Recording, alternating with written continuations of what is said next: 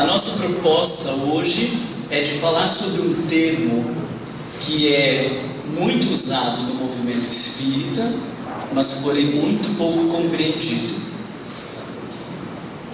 Eu não sei o quanto que vocês já ouviram, ou se isso também é presente aqui no movimento espírita no estado do Rio de Janeiro, a fala a respeito da sublimação sexual. Vocês já ouviram falar que as pessoas precisam sublimar a sexualidade? Levanta a mão quem já ouviu falar. Todos da direita. O pessoal da esquerda não ouviu falar disso. Não? O que nós entendemos por sublimar a sexualidade? Alguém podia falar aí o que já ouviu falar, o que entende, o que parece que as pessoas querem falar quando dizem de sublimar a sexualidade? Controlar. O que mais? Pode falar. Seria mais ou menos se abster do sexo em prol de atividades mais elevadas, né? Porque o sexo é imundícia, essa coisa suja, e aí a gente precisa fazer uma coisa mais elevada. De fato, isso está muito na fala da sublimação e está muito na fala em especial da homossexualidade, né? Quando se questionava há algum tempo atrás o que o homossexual deveria fazer com a sua sexualidade, partindo da premissa de que a homossexualidade não deveria ser vivida enquanto ato sexual. Nós temos algumas falas no movimento espírita em torno disso. A homossexualidade deveria ser vivida enquanto afeto, mas nunca enquanto um ato sexual. Ele está meio desfocadinho, né? Você quer que desligue essa luz aí de dentro? Não, por mim não precisa. Tá bom. Então nós tínhamos a sexualidade, a homossexualidade vista enquanto um equívoco, um problema, e a solução era o homossexual viver a sua sexualidade enquanto afeto, pode ficar de mãozinha dada, mas não pode fazer sexo, porque sexo daí é feio, é sujo. Então ele pode ficar de mãozinha dada, mas tem que sublimar a sua sexualidade. E isso predominou no movimento espírita, na fala de muitos palestrantes, predominava na fala de muitas pessoas no atendimento fraterno, como assim, não, nós não somos contra a homossexualidade, porque as pessoas sentem e não é uma escolha, mas então que elas não se percam no ato sexual. E disso começou a surgir um discurso de sublimação sexual, onde as pessoas então têm que se livrar dessa coisa suja e feia que é o sexo e transformá-lo em algo mais sublime, numa coisa bonita. E aí começaram então os discursos de que as pessoas deviam de pintar e tocar piano. E aí estava lá o pessoal pintando pênis, pintando vagina, pintando um monte de coisa, e nada de sublimar energia, tocando piano, dando ensino do professor de piano, fazendo sexo do professor, e nada de sublimar energia. E de repente começou a discutir, gente, não está dando certo esse negócio de piano e quadro para pintar. O que faz então?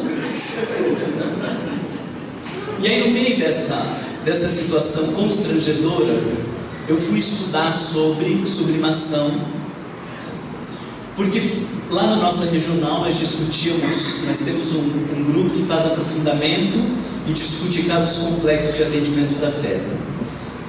E aí uma mulher disse, mas Marlon, o sujeito precisa ter força de vontade de sublimar.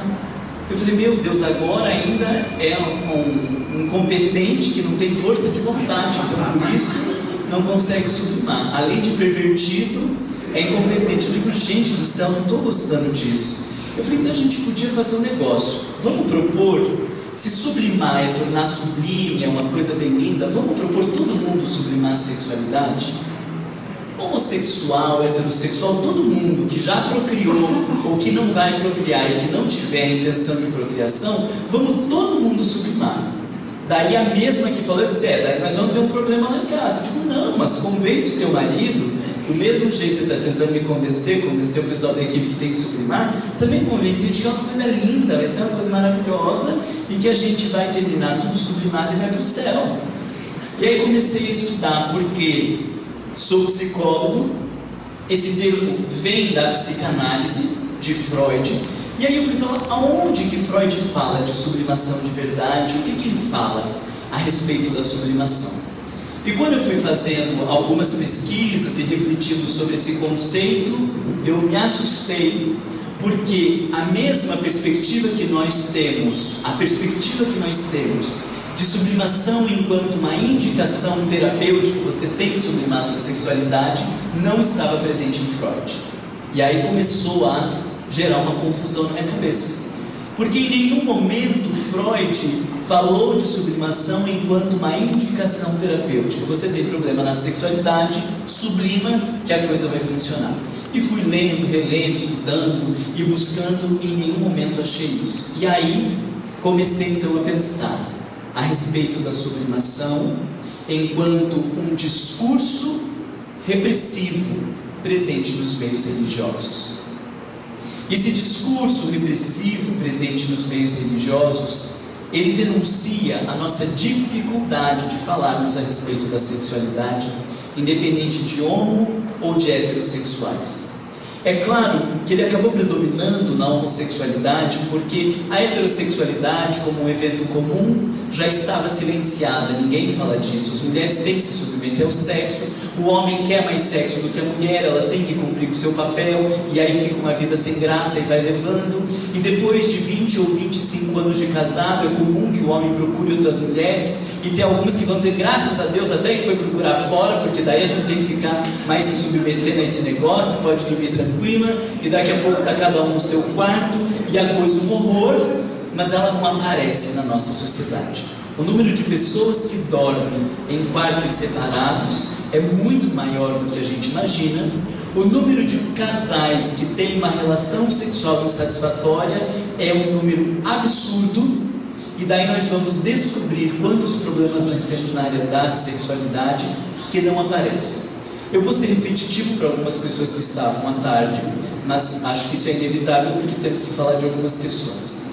E nós lemos uma pesquisa no Rio Grande do Sul que falava de 49% de homens que traíam as suas mulheres no casamento e 47, não sei quanto, 48 praticamente por cento de mulheres que traíam seus maridos no casamento, falando então de um grande buraco nas nossas relações, sem contar o número de pessoas que, além dessa traição explícita ou independente dessa traição explícita, vivem outros tipos de traições, não indo ao ato, mas através de contatos por telefone, de contatos por Skype, de contatos com pornografia, e que de alguma maneira evadiram da relação para viver um outro tipo de ato sexual, e que não deixa de ser de alguma maneira a denúncia do fracasso das nossas relações em casa.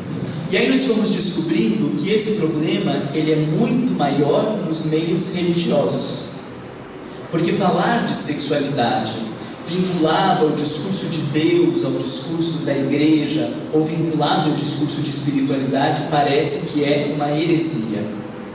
E quanto mais o sujeito estiver distante da sexualidade, parece que mais evoluída aquela pessoa é. E aí o ápice que nós temos, ou a palavra de ordem é o top que nós temos, é Chico Xavier e Edivaldo Pereira Franco, que até onde nós temos notícias não vivem uma relação, ou não viveram, no caso de Chico, uma relação sexual estável, e que parecem que são espíritos muito evoluídos. E aí nós, muito desorientados no meio do caminho, acreditamos que o que fez Chico Xavier se transformar em Chico Xavier foi ele ter se abstinto, que como que fala depois que ele se absteve? Esse negócio, depois que ele se absteve do sexo. E o que fez Divaldo se tornar o maior divulgador do espiritismo no mundo é ele não fazer sexo.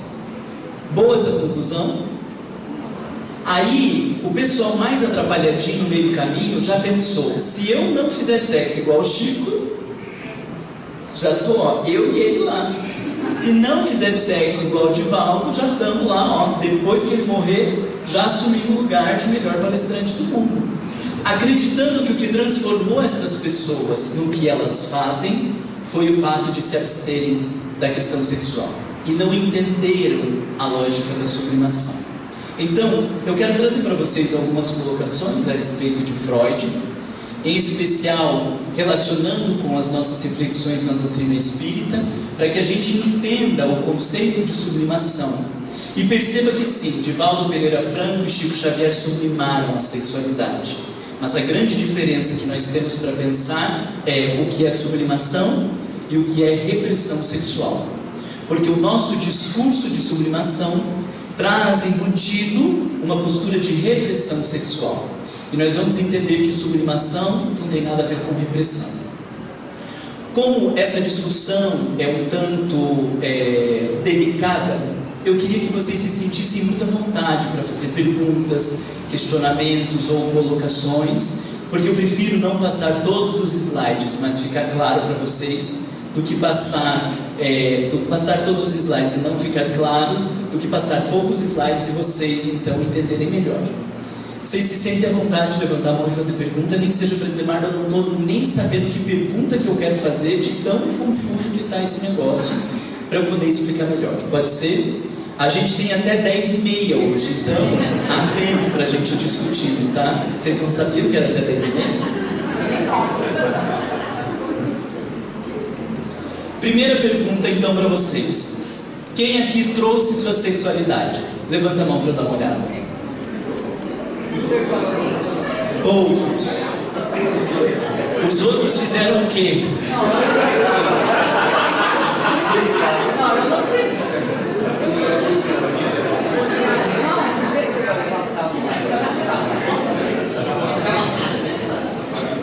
Essa é uma pergunta provocativa no sentido de que não é possível estar em nenhum lugar sem que a nossa sexualidade esteja presente.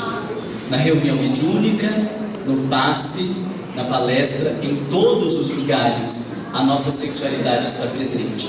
E o grande autor que foi falar da presença da sexualidade na nossa vida foi Sigmund Freud.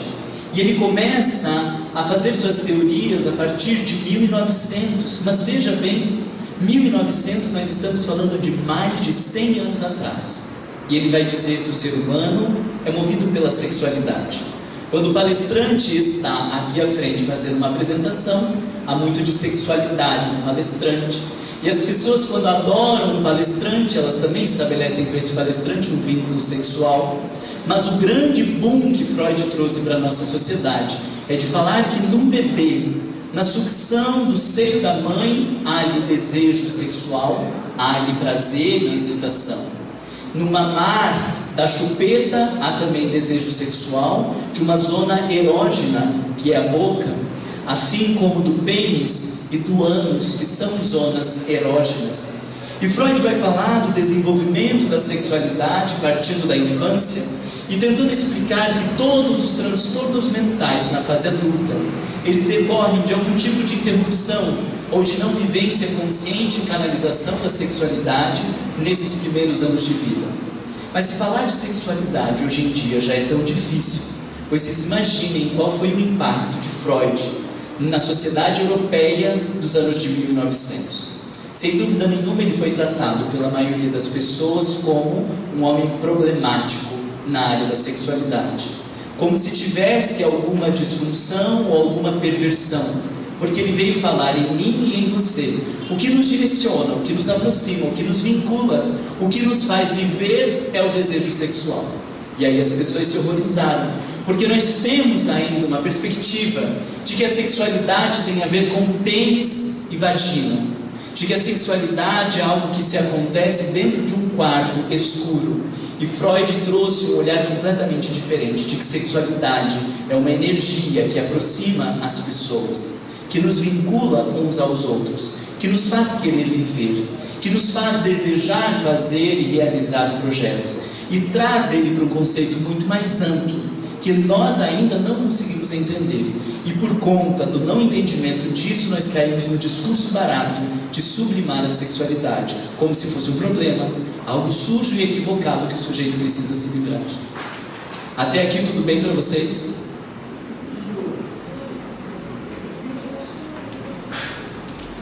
Quem aqui tem dificuldade de falar sobre sexualidade? Levanta a mão para eu dar uma olhada. Levanta a mão, não precisa ter medo. O resto fala numa boa. Então, vem fulano aqui e fala da sua sexualidade pra gente.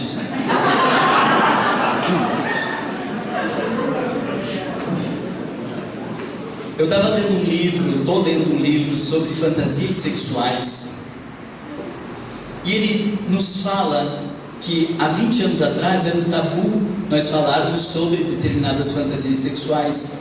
Mas que hoje, numa mesa de restaurante, não precisa nem ser de um barzinho de ambiente descontraído, mas numa mesa de restaurante entre as amigas, é muito fácil de todas falarem do desejo que tem pelo Brad Pitt, por qualquer outro homem, como uma fantasia sexual. E na verdade, além destas fantasias que são puramente aceitáveis, da mulher da cerveja, do Brad Pitt ou de outros homens, e que isso se tornou comum na nossa sociedade, há um mundo de fantasias muito mais profundas, que muitas vezes o sujeito rejeita para si mesmo, que esconde os seus próprios conflitos, e que na medida que ele é convidado a se aprofundar, nós vamos descobrir que há muito mais dificuldade de falar de sexualidade do que a gente imagina, embora nós já tenhamos dado um passo muito grande. Há um estudioso da psicologia analítica que ele fala que há 20 anos atrás era um tabu falar de sexualidade. Hoje já se tornou mais fácil de falarmos disso. E o grande tabu da nossa sociedade hoje é de falar de dinheiro. Então, falar quanto a gente ganha, nós não falamos para as pessoas e ficamos completamente constrangidos. Mas falar que faz sexo 3 vezes por semana, ou 1 vez por semana, ou 2 vezes ao dia, nós falamos naturalmente. Mas falar de quanto a gente ganha, a gente não fala. E eu estou pensando sobre isso, se eu concordo ou não concordo. Mas falei só para vocês ficarem com a pulga na orelha igual. Vocês falam para as pessoas quanto vocês ganham? Não fala. Mas fala que faz sexo 2, 3 vezes por semana, ou fala. Faz um pouco de sentido isso, mas eu tenho que pensar um pouco mais. Então nós vivemos uma repressão e conseguimos falar um pouco mais de sexualidade. Mas a análise que este autor sobre o sexo e a psique faz é de que a sexualidade que a gente está falando ainda não é da nossa intimidade, porque de uma maneira ou de outra nós ainda temos dificuldade de falar da intimidade. Então quando eu falo do Brad Pitt, eu estou falando de algo que parece que não está muito relacionado comigo, mas diferente de falar dos meus desejos íntimos, e ele como analista fala do próprio inconveniente que os pacientes viam em compartilhar com um analista sobre os seus desejos sexuais, que seria mais fácil de falar com qualquer um na rua, mas até com o analista, quando a gente cria um vínculo de um pouco mais de intimidade, se torna difícil falar de sexualidade. E aí nós vamos relegando a segundo, terceiro, quinto plano os conteúdos que estão dentro de nós, que envolvem as nossas atitudes e que na maioria das vezes, quando não são olhados, atrapalham a nossa vida. Um sujeito, aos 50 anos, quando ele trai a sua esposa ou o seu esposo no casamento, se perguntasse a ele, quando ele se casou, se ele tinha a intenção e o desejo de trair a sua esposa ou o seu companheiro, o que vocês acham que ele diria? Ah, sim, já casei pensando que ia ser uma orgia. É isso que diria? Não. Quando alguém faz uso de prostitutas, ele pensava, jovenzinho, meu Deus do céu, o que eu quero mesmo é pegar todas as prostitutas da cidade. Era isso que ele pensava? Não, obviamente que não. Só que de repente os conteúdos sexuais que nós não conseguimos lidar, as fantasias que não têm espaço na nossa mente, as repressões que nós não aprendemos a dar lugar no nosso comportamento, elas vão se densificando na nossa alma. E por fingirmos que não existe, vão crescendo. E em determinado momento levam-nos a ter atitudes que contrariam todos os nossos discursos, que contrariam todas as nossas concepções morais. E qual é o problema? É a sexualidade em si? Não. Foi a nossa dificuldade de falarmos de sexualidade. Foi a dificuldade de vivermos a sexualidade de maneira saudável. O que Carl Gustav Jung fala é que quanto mais nós reprimimos determinado conteúdo, mais denso ele se torna no inconsciente. E por se tornar mais denso, maior é a chance dele nos tomar em determinada atitude. E daí nós temos a cena que se repetiu durante muito tempo, em algumas décadas passadas, das freiras que procuraram os conventos, dos padres que procuraram os seminários, e dentro da própria igreja se perdiam os atos sexuais. E foi grande escândalo na década passada os índices de AIDS, de relações e de abortos presentes dentro da igreja. O sujeito podia fazer sexo em qualquer lugar do mundo praticamente, mas não dentro da igreja. e ele vai fazer sexo no único lugar que seria inconcebível enquanto social, enquanto religião, enquanto tudo, dentro da sacristia. Mas porque era uma alma perversa que foi fazer sexo com o padre, ou que caiu na pedofilia, ou que transmitiu AIDS para todos os seminaristas novinhos que entraram no seminário, era uma alma perversa? Não. Se torna perverso, porque reprimiu a própria sexualidade.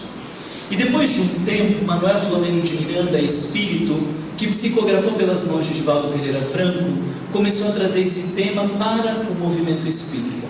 E escreve a partir de Tormentos da Obsessão, em 1999. E depois Sexo e Obsessão, alguns anos depois, Transição Planetária, Amanhecer de uma Nova Era e, por fim, Perturbações Espirituais, sobre espíritas, num lugar relevante no centro espírita e no movimento espírita nacional, se perdendo na área da sexualidade. O que eu entendo que Manuel Filomeno de Miranda faz é um convite para que a gente olhe para a nossa própria sexualidade. Porque lá há relatos do presidente de uma das maiores e mais importantes instituições espíritas do Brasil, que acaba tendo ato sexual com uma atendente fraterna na sala de atendimento fraterno, e depois dela engravidar, estimulando a cometer o aborto. E em Amanhecer de uma Nova Era, aquele que era tesoureiro de uma importante instituição no país, depois da morte da sua esposa, desvia dinheiro da tesouraria do centro espírita para se satisfazer com mulheres de programa. Essas não eram pessoas que desejaram fazer isso, não eram almas perturbadas, eram homens e mulheres como nós, com as nossas questões, com nossos conflitos, com as nossas dificuldades, e que quando a vida lhe apresentou a provação, não deram conta. Mas não deram conta porque não se prepararam. A gente não sabe o que a vida vai nos apresentar na semana que vem. Eu lembro do caso de um senhor que passou 15 anos casado. E depois desses 15 anos ele achava que a sua sexualidade estava plenamente equilibrada, harmonizada, vivia super bem com a sua mulher. E depois de 15 anos, quando ele se separou, ele começou a ter comportamentos compulsivos.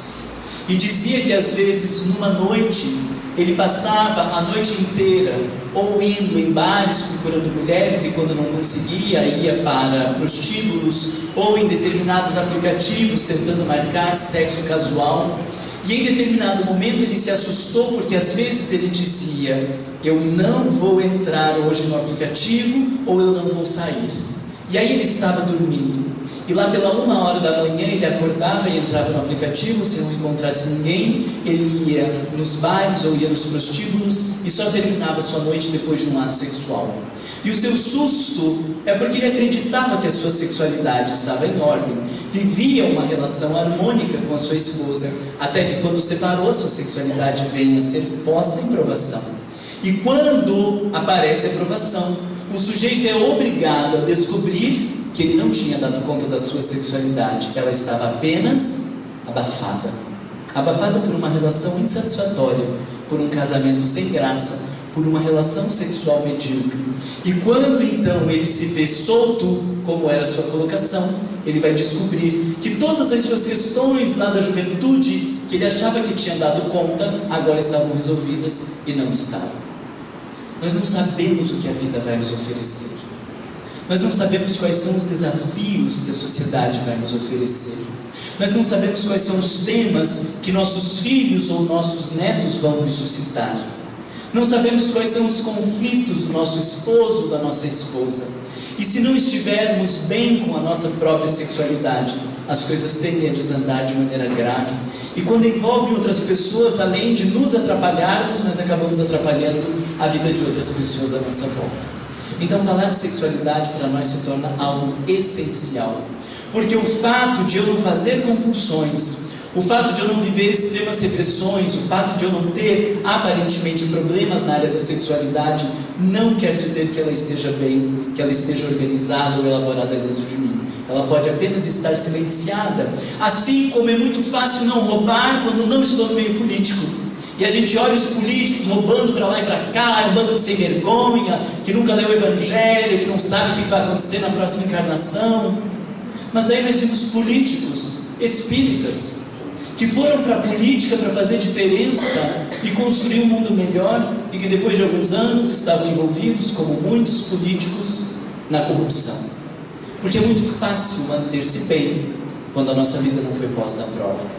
É muito fácil não roubar quando sobra dinheiro e teu filho não está dizendo: mãe, eu queria poder comer carne hoje porque faz um mês que eu não como carne. É muito fácil manter um comportamento na linha quando não há possibilidade de sair da linha. E a sexualidade faz esse convite para nós. Agora, eu já perguntei para vocês sobre quem trouxe a sexualidade, perguntei sobre quem tem dificuldade de falar sobre a sexualidade. Tem mais uma pergunta, vocês respondem? Quem aqui tem problemas com a sexualidade? Não levanta o braço.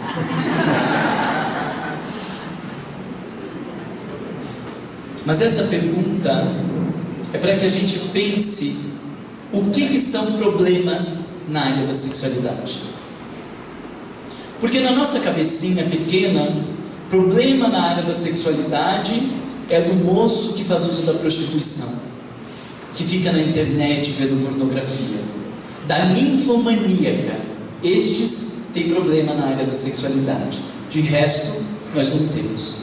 E a nossa perspectiva a respeito da sexualidade precisa ser ampliada, para que a gente entenda que a sexualidade saudável, ou com os seus comprometimentos e suas dificuldades, está muito mais presente do que nós imaginamos. E eu trouxe aqui algumas colocações para a gente conseguir entender que a gente faz um monte de sintomas que revelam as nossas dificuldades sexuais, sem que a gente imagine que uma coisa está ligada à outra. E o primeiro e mais presente problema na área da sexualidade, ele tem a ver com a repressão. Pessoas jovens, entre 30, 40, 50 anos, que dizem com a boca cheia de orgulho: eu já não preciso mais desse negócio. Como se o fato de não ter prazer com a sexualidade revelasse saúde sexual. Uma vez, meu avô chegou na nossa casa, era um jantar, e ele tinha, à época, 87 anos. Ele chegou bravo. Daqui a pouco chegou minha avó, ela com 83. Vó, o que houve com o vô? Ah, não quis dar para ele, agora fica assim, ó, bravo desse jeito. Todo mundo branco. O vô de 87 anos ficou bravo porque a avó não queria fazer sexo. Desconstruiu toda a nossa sociedade ali. Porque a gente falou: meu Deus do céu, a gente achou que eles não faziam mais sexo. E a cena voltou a se repetir. Meu avô tem 93 anos. E quando ele chega de cara amarrada, pode saber que alguma coisa aconteceu e não teve sexo naquela noite. Então a gente vai descobrir que uma pessoa, quando ela tem 40, 50, 60 anos, e ela vem com esse discurso de eu não preciso mais disso, como se ela tivesse se livrado de uma praga chamada desejo sexual, ela tem problema na área da sexualidade. Mas como não aparece, então fica caracterizado como uma alma evoluída. Graças a Deus, como se Deus tivesse a ver com isso. Graças a Deus que eu não preciso mais desse negócio. Eu até me submeto, cumpro lá com as minhas tarefas, né, para o marido não procurar fora, mas olha, é assim, ó, não vejo a hora de terminar, vou lá para o meu banho e graças a Deus já deito com a consciência tranquila. Essa é uma pessoa que tem problema com a sexualidade. Então agora eu pergunto de volta: quem aqui tem problema com a sexualidade não precisa levantar o braço de volta, né? Trouxe algumas outras colocações para vocês. Joana de Ângeles, no livro Sexo e Consciência, na introdução, ela diz assim: pode-se afirmar que a maioria dos conflitos humanos, pessoais e coletivos, tem no sexo, nos seus atributos e manifestações, a gênese essencial que se apresenta mascarada por diversos mecanismos de ocultação e de fuga da realidade, o que se transforma em buscas equivocadas e comportamentos estranhos, esdrúxulos, agressivos, criminosos. Prestou atenção nessa frase? A maioria dos conflitos humanos, pessoais e coletivos, tem no sexo, nos seus atributos e manifestações, a gênese essencial dos problemas. Ou seja, nós somos muito mais conflitados sexualmente do que imaginamos. E a própria dificuldade de falarmos do sexo revela os nossos conflitos pessoais. Se eu pedisse para vocês levantar a mão aqui, quem se masturba 2 vezes por dia, 1 vez por dia, 2 vezes por semana, alguns de vocês implodiam na cadeira, ia criar um buraco e se enfiar, mas não ia conseguir levantar a mão, porque Deus o livre falar de masturbação. Sexo oral, mais prazer fazendo sexo oral, sexo anal, se masturbando, morre, pula pela janela, mas não fala disso. A nossa dificuldade de falar de algo que faz parte da nossa vida, ela revela quão conflitados nós somos. Porque existe culpa, e os casais fazem sexo com a luz apagada e a janela fechada. E Deus o livre quando as crianças estão em casa. E um dos maiores conflitos das mães é a criança pequena, e aí ela não quer mais fazer sexo com o marido. Ela diz, ele está lá no quarto. Sim, mas ele só nasceu porque a gente fez sexo, né? E qual é o problema de estar lá no quarto? Mas parece que nós estamos cometendo um crime. E Deus o livre, então, trancar a porta e a criança vem bater na porta bem na hora que a gente estiver fazendo sexo. Porque a gente teria que ir lá e dizer, meu bem, papai e mamãe estão namorando agora, volta para sua cama que depois a gente vê o que faz. Não, mas eu queria, agora não, porque aqui está bem bom, depois a gente conversa, você volta lá para o teu quarto, porque a gente não vai interromper isso aqui. E por que a gente não pode falar isso para um filho? Por causa dos nossos conflitos na área da sexualidade. E quando o menino de 3 ou 4 anos está com a mão no pênis, a gente já grita, tira a mão daí, coisa feia, vai lavar essa mão, como se a gente estivesse falando de algo imundo. Mas os dermatologistas nos explicam que há muito mais bactéria, muito mais sujeira e nojeira na boca do que no pênis. E que não deveria se dar a prática de sexo oral, não por causa do pênis, nem da vagina, mas por causa da boca que está cheia de germes e de bactérias, e deveria lavar a boca antes de fazer sexo oral. Mas a gente não pode falar disso. E eu já vim aqui, já estou falando tudo escrachado, porque eu sei que eu nunca mais vou voltar em Macaé depois de falar dessas coisas. Então já vamos falar de uma vez. Eu pedi, grava aí, grava, porque não vamos ter outra oportunidade de falar disso. Publicamente já está convidado.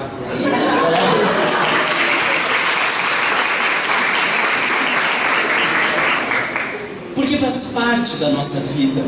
A sexualidade, ao lado da agressividade, são os temas que mais estão presentes na vida das pessoas. E eu brinco que eu tinha vontade de pegar no consultório e colocar todos os pacientes juntos na mesma sala e dizer, vai falando teu problema aí, fala você, fala você, fala você, todo mundo, para descobrir que estamos todos no mesmo barco. Mas cada um vive o seu drama. E a gente é tão pequeno que eu acho que só eu tenho esse drama, e só o outro tem aquele drama, e todos nós estamos vivendo esses dramas. E quem não vive o drama é porque reprimiu tanto, que nem chega a ter o drama para entrar em contato, ou seja, está pior do que a maioria. Vocês acham que eu peguei muito pesado? Vocês estão mal ou estão pior que a maioria? Vocês já assistiram esse filme, O Cisne Negro? Fantástico, isso vale muito a pena de assistir. Ali nós falamos de uma mãe extremamente castradora e de uma jovem que não consegue entrar em contato com a sua energia sexual e que é provocada pelo professor de balé, que faz vir à tona esta outra parte dela, que gera uma grande confusão na cabeça da menina, a ponto de, segundo alguns pesquisadores, dizerem que ela fez um surto psicótico. E aí eu trouxe essa imagem para a gente pensar no livro Ser Consciente, quando Joana de Ângeles escreve que o excesso de pudor que nós temos, a exigência de pureza, provavelmente são compensações por exorbitantes desejos sexuais reprimidos e anelos de gozos promíscuos vigentes no ser profundo. Então aquela mulher ou aquele homem que vê a moça entrando com uma saia, diz, nossa, olha a saia daquela menina, mas é uma assanhada mesmo, Deus o livre, vê se isso é roupa de vir no centro espírita, e a outra com decote, o outro com a calça apertada. Essa gente puritana que estaria aqui neste excesso de pudor, segundo Joana de Ângeles, traz dentro de si exorbitantes desejos sexuais reprimidos e anelo de gozo promíscuo. Mas se você chegar para uma mulher puritana e dizer, meu bem, no fim você está louca para fazer igual a fulana e sair com metade de Macaé, o que ela faz? Ela te mata, mas ela não assume os seus conflitos. Então, até o comportamento de muito pudor, ele revela os nossos conflitos sexuais. Então, de volta eu pergunto, quem aqui tem problema com a área de sexualidade? Levanta a mão. Não vai sobrar ninguém agora, tem mais um. Examine-se qualquer déspota, e isso aqui é no Adolescência e Vida. Examine-se qualquer déspota, e nele se encontrarão registros de distúrbio na área do comportamento sexual. Então nós estamos falando das pessoas impositivas, das pessoas exigentes, das pessoas que buscam poder, que estas pessoas também trazem dentro de si dificuldades na área da sexualidade. Até os que parecem mais bem resolvidos, os que negam a sexualidade, está todo mundo no mesmo pacote. O que muda são as diferentes formas de manifestação dos nossos conflitos. Eu não sei se sobra muita gente no meio desse caminho. Sobra, será? E aí no Centro Espírita a gente não fala de sexo, mas a gente se exibe fazendo palestra, a gente compete nas relações de poder, a gente seduz o tempo inteiro para ter as pessoas a nosso favor, a gente faz um monte de atitudes que estão permeadas pela sexualidade, mas não fala de sexo. Eu brinquei hoje à tarde que a gente vive uma orgia sexual sem ter consciência do que está fazendo, e por isso é tão difícil abrir mão do poder. Por isso é tão difícil as pessoas ocuparem a coxia, porque quem quer daí já quer o palco, já quer o microfone, já quer o holofote, porque nós estamos tentando camuflar os nossos conflitos sexuais usando do Centro Espírita e da doutrina espírita para não lidar com as nossas questões mais profundas, o que para mim é uma coisa horrorosa. Compreende o que eu estou falando? Estão se vendo aí, vocês viram que deu uma pesada no ambiente, né? Até aqui nós temos alguma dúvida, uma questão, um ódio, uma mágoa, um ressentimento, alguma pergunta? Tudo junto? Pois bem, eu preciso me organizar com o horário, 8h20, né?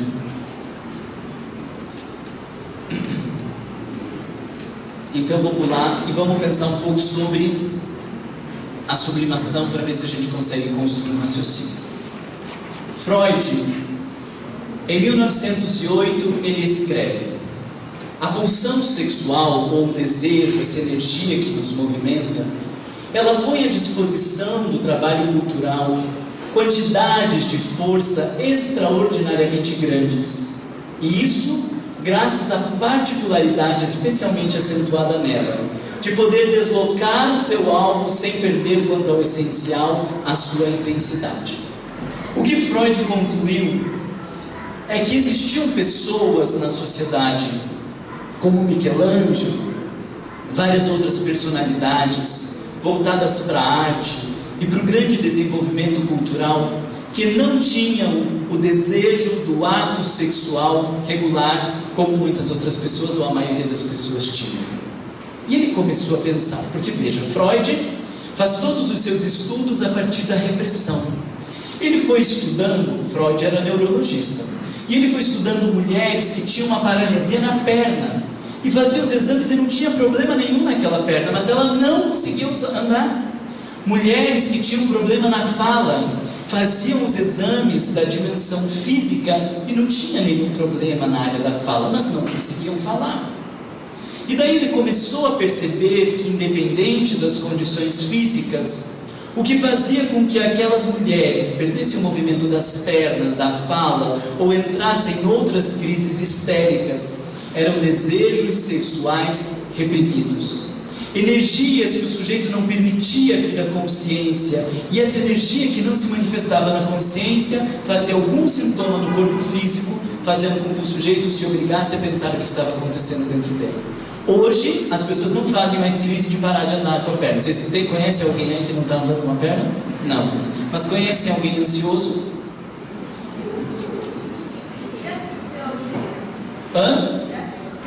E a fibromialgia, né? E aí vai olhar a mulherada da fibromialgia. A grande maioria não consegue entrar em contato com a agressividade e com a sexualidade. E está aí com o corpo inteiro doendo, né? Pessoas controladoras, com grande dificuldade de se entregar na área sexual, com grande dificuldade de abrir mão do poder. Se tem alguém com fibromialgia, eu sei que você vai me odiar pelo que eu falei. Mas tudo bem. Então a gente faz fibromialgia, que ninguém consegue dar um diagnóstico específico, explicar uma causa. Nós temos hoje os problemas de ansiedade, nós temos problemas de depressão, nós temos inúmeras psicopatologias que revelam os nossos conflitos na área da sexualidade.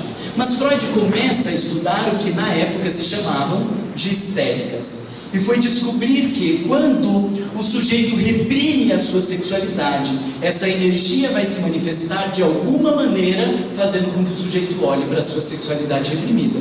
E aí ele olhou para determinados artistas, nomes importantes de pessoas na cultura e na arte, e disse: mas essas pessoas não estão vivendo o ato sexual e não estão fazendo sintomas histéricos. O que aconteceu com elas? E aí ele chama este ato de sublimação. Pessoas que conseguiram viver uma entrega tão grande à arte, à cultura e à humanidade, que conseguiram se entregar de uma forma como poucas criaturas na sociedade conseguiram, e que por viver essa entrega profunda não tinham a necessidade do ato sexual. Então veja que Freud constata a sublimação, mas nunca prescreve sublimação. Ele constata que algumas pessoas, ao invés da relação de um para um do ato sexual, conseguem viver uma relação de um para com a humanidade. E chama isso de sublime, porque o indivíduo não está se entregando para um e não está esperando o retorno de um. O sublime é a sua capacidade de se entregar para algo muito maior e de não precisar de retorno nenhum. E aí está a sua sublimidade. A sublimidade não está porque não existe ato sexual. A sublimidade está no não precisar do retorno, não precisar desta volta e de não se entregar apenas para um, mas conseguir se entregar para a humanidade. Vocês conseguiram entender o que é sublime? Não é sublime porque não tem pênis ou vagina. É sublime porque não existe necessidade de retorno, de reconhecimento, e se faz uma entrega muito maior do que a relação de um para um, que ainda é uma relação egoísta. Estão entendendo mais ou menos a lógica? Já podia terminar por aqui se fosse só 50 minutos de palestra. Mas como nós temos um pouco mais, eu vou tentar desenvolver um pouco mais o raciocínio, ok? Então o discurso de sublimação, ele começou a entrar no movimento espírita como uma forma de castração. A gente não tem coragem de dizer: não faça sexo com o seu namorado ou com a sua namorada. Aí agora a gente diz que precisa sublimar. Mas o coitado do homossexual que não estudou sobre sublimação diz: mas me explica melhor como que é esse funcionamento na psique sobre a sublimação, o que acontece psicologicamente? E aí o atendente fraterno tem que morrer, se jogar no buraco, fazer alguma coisa, porque ele não sabe o que ele está falando, mas está prescrevendo algo que não tem a menor conotação científica. Para complicar tudo isso, existe um vocabulário de psicanálise que diz que Freud não conseguiu fazer uma teoria da sublimação. Então ele afirma assim: a ausência de uma teoria coerente da sublimação mantém-se como uma das lacunas do pensamento psicanalítico. Ou seja, Freud fala desses artistas, mas ele não escreveu muito mais sobre sublimação, ele escreveu muito pouco. Então poderíamos dizer na psicanálise que nem há textos suficientemente escritos para que a gente pudesse discutir sublimação, muito menos prescrever sublimação. Então, coitado do homossexual faz o quê? Vai ter que fazer sexo com outro homem daí, vai ter que fazer sexo com outra mulher. E o que vai acontecer com essa alma daí, gente?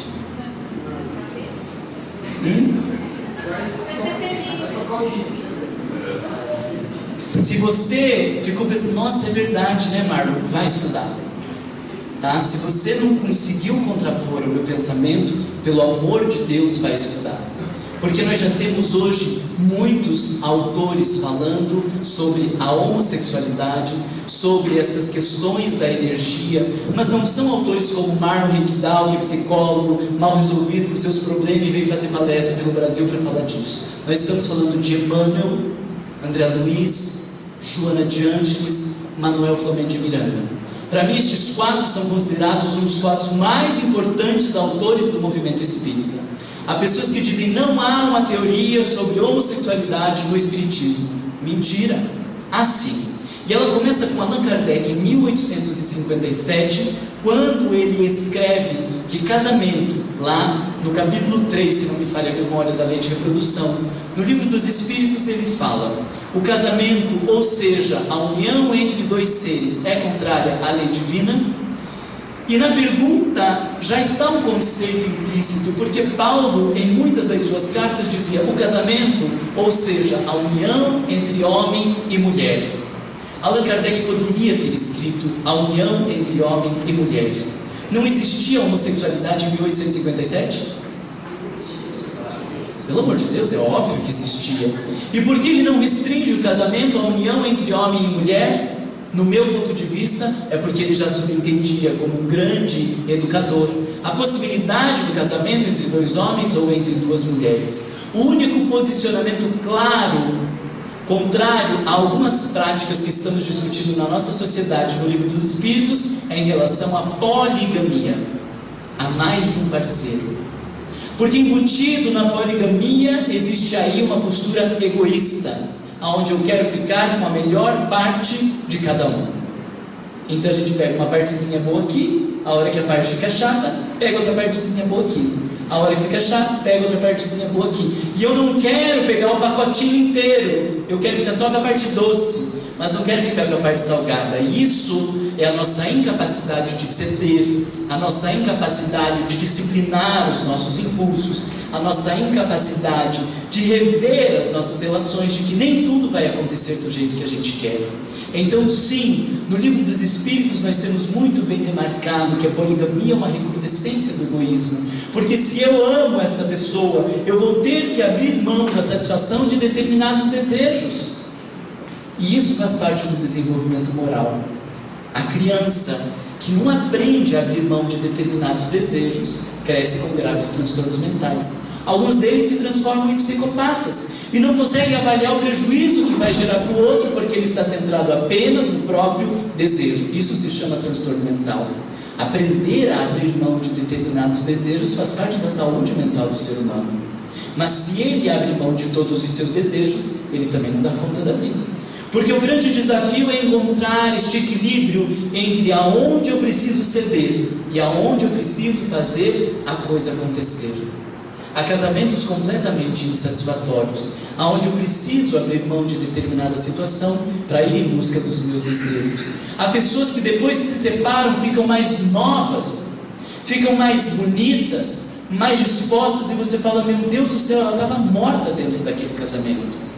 E há pessoas que morrem depois que saem do casamento, por conta da culpa, por conta do egoísmo, percebendo que foram precipitadas e que não estavam dispostas a pagar o preço que um casamento exige. A questão não é ficar casado ou não, a questão é conseguir ter discernimento de que não dá para viver no mundo material atendendo todos os nossos desejos. E há uma cota de desejos que precisa ser reprimida, sim, para que a gente consiga viver em sociedade. Mas se nós reprimirmos todos os nossos desejos, então a gente não explode, a gente implode e se destrói. Conseguem pensar nesse movimento? Faz sentido para vocês? Vai fazendo assim com a cabeça assim para saber se estão acompanhando. Então trouxe para a gente pensar sobre a palavra sublime, que segundo o dicionário, o radical sublime, que vai elevando, que se mantém no ar, elevado, alto, sublime, ilustre, nobre, afamado, distinto, glorioso, célebre. Sublimar, tornar sublime, enaltecer, engrandecer, exaltar, elevar a maior altura da dignidade, da grandeza, da honra, etc. Então nós estamos falando do sublimar enquanto um processo de elevar, um processo de depurar. E aí eu pergunto para vocês, dentro de tudo que a gente estuda na doutrina espírita, o que é o mais sublime que nós temos de conhecimento? Qual é o ápice dessa busca de sublime para o ser humano, do que a gente tem conhecimento? Está lá no Evangelho. Não lembram? O título é Lei de Amor. E lá nós temos a explicação de que o homem no início tem apenas... Vocês ainda respondem, né? Claro que já está ali esse cara. O homem no início tem apenas instintos. Quando nós temos instintos, não há reflexão. Se eu estou segurando na mão do meu filho, ele larga da minha mão e vai em direção à rua, eu não fico pensando, puxa vida, ele indo para a rua, ele pode ser atropelado. O carro está vindo a 40 km por hora, meu filho se distanciou 10 metros, é bem possível que ele morra. Se eu for tentar salvá-lo, pode ser que eu morra também. Alguém faz isso? A gente sai correndo e não pensa se a gente vai morrer, se não vai morrer, o que vai acontecer. Porque é um ato puramente instintivo. Mas na medida que este sujeito se desenvolve, ele então agora tem também sensações. E aí começou o atrapalho da vida. Porque com as sensações nós temos sensações boas e sensações más. E a gente quer as boas ou quer as más? Eu para vir para Macaé, vou fazer um desabafo para vocês. Saí do meu consultório às 2 da tarde. Cheguei no hotel à 1 da manhã. Sensação boa, sensação... Não fiquei brincando no meio do caminho, era no trajeto, tá? Sensação boa, sensação má. Péssima, horrorosa. Mas por que a gente se submete a essas coisas? Porque existe uma reflexão que o ego faz de dizer, eu assumi um compromisso. Então, mesmo sendo uma sensação má, eu vou dar conta das minhas responsabilidades. Acordar de manhã cedo para quem é noturno é sensação boa ou sensação má? Péssima, vontade de abrir um buraco e você morrer naquele momento, quando toca o despertador às 5 da manhã e você queria acordar às 10. Mas daí você fala, não vou trabalhar? Alguns fazem isso.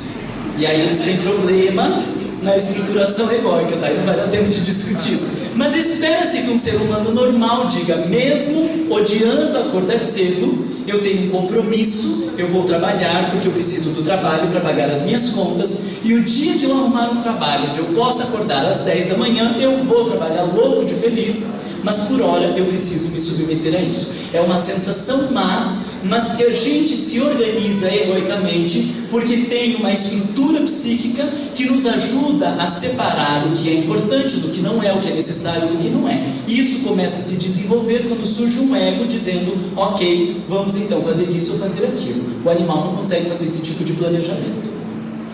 Depois que o sujeito desenvolve as sensações, então ele burila e encontra os sentimentos. E o sentimento por excelência é o amor.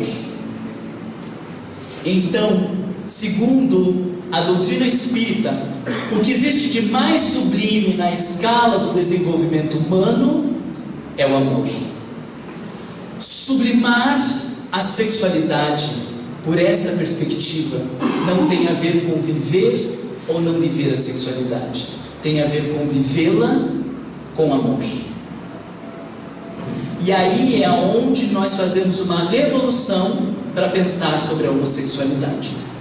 A maioria dos autores, incluindo então André Luiz, Joana de Ângeles e Emmanuel, eles trazem pensamentos semelhantes em relação à homossexualidade, de que a maioria dos homossexuais se comprometeram na área da sexualidade em encarnação passada e reencarnam agora na polaridade invertida para aprender a valorizar o sexo oposto e ter uma harmonização da sua energia sexual. Oh, meu Deus do céu! Então agora a gente já sabe que o sujeito homossexual faliu na encarnação passada. Que coisa vergonhosa, né? Então, essas pessoas não podem dar paz. Elas não podem evangelizar as crianças, elas não podem ir para um trabalho mediúnico porque elas faliram na reencarnação passada. E todo o resto da humanidade reencarnou por quê? Porque é tudo missionário. Então nós temos os homossexuais, os transexuais e os missionários que vieram para salvar as pessoas que se equivocaram na encarnação passada. O que vocês acham? Até parece boa essa teoria, né? Eu digo que no fim é ótimo para o homossexual, porque ele já sabe qual é o seu tema. Agora você não sabe qual é o seu tema, e tanto não sabe seu tema que está cuidando da vida do outro. Qual é o seu tema? Quais foram as questões que você faliu na encarnação passada? Porque se você não souber, corre o risco de estar perdendo tempo. Às vezes está dedicando para o desenvolvimento intelectual, mas precisa lidar com a soberba. E através do desenvolvimento intelectual está alimentando mais a soberba. Às vezes precisava estar desenvolvendo a intelectualidade e fica no trabalho simplório, sem reflexão, quando deveria desenvolver os aspectos do intelecto e da ciência. E pode estar perdendo tempo na encarnação. Para o homossexual ficou ótimo, já sei que o meu tema é esse, e vamos investir nisso e lidar com isso. Eu acho maravilhoso. Quem de nós não falhou na encarnação passada? Todos nós somos espíritos que nos equivocamos nas encarnações passadas. E não só em um tema, nem em dois, mas em muitos temas. E reencarnamos com um único objetivo, da nossa evolução. Agora veja, se esse sujeito se equivoca na encarnação passada, agora ele vai reencarnar e vai tentar se abster do sexo. Qual é a chance disso dar certo? Praticamente nula. E então, quando você vai na boate gay, você vai ver o ato de promiscuidade no seu ápice. E aí nós vamos entender o porquê este sujeito agora se dá aos atos promíscuos. Porque o homossexual é promíscuo, é isso? Não. Porque vive um estado de repressão, e lembra a lógica da sombra? Que quanto mais reprime, mais densa a sombra se torna. Não pode pegar na mão na rua, não pode dar beijo, não pode abraçar, e essa coisa vai se tumultuando dentro da gente, e quando não dá mais conta, ela não aparece de maneira harmônica, ela aparece como uma avalanche que toma o sujeito. Então, de certa forma, podemos dizer que a promiscuidade, muito presente ainda nos meios homossexuais, onde as pessoas consideram os homossexuais como um grupo de risco para doação de sangue, um monte de outras coisas, tem uma grande parcela de responsabilidade numa sociedade hipócrita, exterior, que avalia o sujeito por este mundo externo e não consegue perceber o quanto estimula o indivíduo num processo de repressão. A mulher foi prostituta na encarnação passada, agora vai virar santa nessa encarnação? Tem como? Isso contraria a lei de reencarnação, porque nenhum de nós vai dar salto. Nós damos passos, e passos muito insignificantes de uma encarnação para outra. Neio Lúcio, aquele espírito que escreve o livro Jesus no Lar, em uma outra obra, quando ele está falando da sua vida, ele diz, e aí ele fala de uma dificuldade dele, ele diz: e não se assustem, porque os sentimentos se elevam no cadinho dos séculos, e a gente quer que um indivíduo dê passos largos de uma encarnação para outra. Não é possível.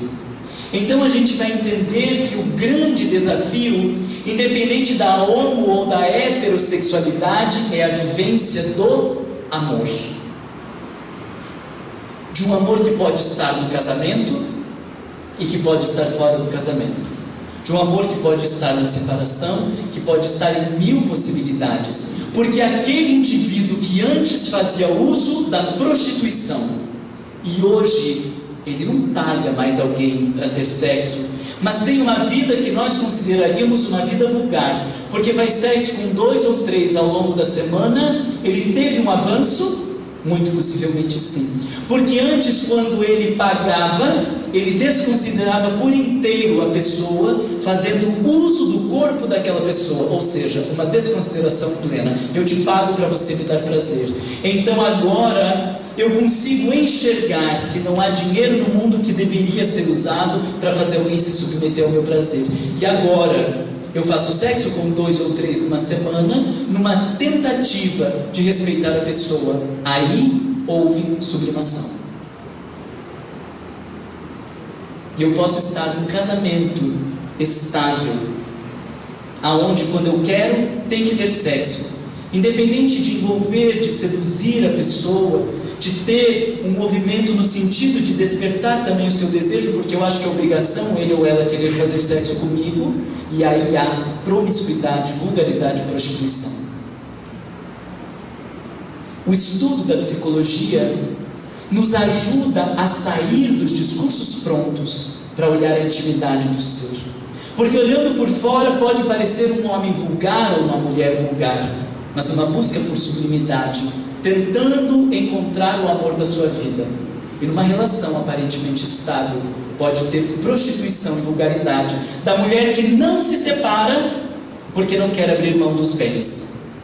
E não quer viver com uma pensão de 1/3 do salário do marido. E isso é uma prostituição. Então nós paramos de olhar para a exterioridade, porque esta é a proposta de Allan Kardec. Quando Allan Kardec fala do combate ao materialismo, ele não está falando de materialismo como dinheiro, ele está falando de toda uma perspectiva de compreender a vida pelo espírito, pela essência, e não pela matéria ou pela aparência. E então o conceito de sublimação, ele pode ser revisto, porque quando nós achamos que sublimação é parar de fazer sexo, nós estamos olhando a ideia de sublimação pela perspectiva materialista. Quando nós olhamos a sublimação pela perspectiva do espírito, nós vamos entender que todo passo que o sujeito dá em direção ao outro é um ato sublime, porque é amor, porque é vínculo, porque é comunhão. E aí nós temos uma colocação de Joana de Ângeles muito interessante, onde ela diz: essa integração das duas polaridades não impede que se possa manter um exercício saudável da função sexual e ao mesmo tempo a sua canalização mística interior, sem atropelos ou tormentos, que levariam a liberar-se da sua exclusiva finalidade orgânica, ampliando deste modo de forma expressiva na sua capacidade criativa. Então sim, um dia nós vamos conseguir utilizar de toda a nossa energia neste movimento muito maior destes grandes exemplos que fizeram diferença na humanidade, mas não é preciso recusar a função sexual como exercício saudável. E esta colocação de Joana de Ângeles faz a gente repensar que sublimação sexual é postura de sentimento e não tem nada a ver com ato sexual. Porque eu posso não ter ato sexual e não existir nada de sublime, ser puramente egoísmo. E quando você vai verificar na intimidade, por que o sujeito não faz sexo? Porque ele quer desencarnar e ir direto para a coordenação de nosso lar. Arrogância, egoísmo, desrespeito ao próprio corpo, não tem ato sexual, medita 3 horas por dia para tentar canalizar a sexualidade e não percebe quão arrogante está sendo. Não existe nada de sublimação ali. E pode fazer sexo todos os dias, incluindo o outro, talvez até com algumas pessoas diferentes nesse meio de percurso, e ter algo de sublime, porque não é ato material. Sublimação é postura de uma alma em relação a outra alma. E aí nós começamos a entender a energia sexual como resultado de uma lei de atração na perpetuidade do universo, inerente à própria vida, gerando cargas magnéticas em todos os seres à face das potencialidades criativas de que se reveste. Tiramos a energia sexual do status de feio, de sujo, de equivocado, para entender enquanto uma pulsão dentro de nós que nos leva ao encontro com o outro. O desejo sexual passa a ser visto como uma presença de Deus em mim e convidando a comunhão. E aí olha aonde nós chegamos. Que talvez aquelas pessoas que se recusam ao ato sexual, achando que há algo de sublime nisso, talvez estejam num movimento repressivo porque não querem se entregar.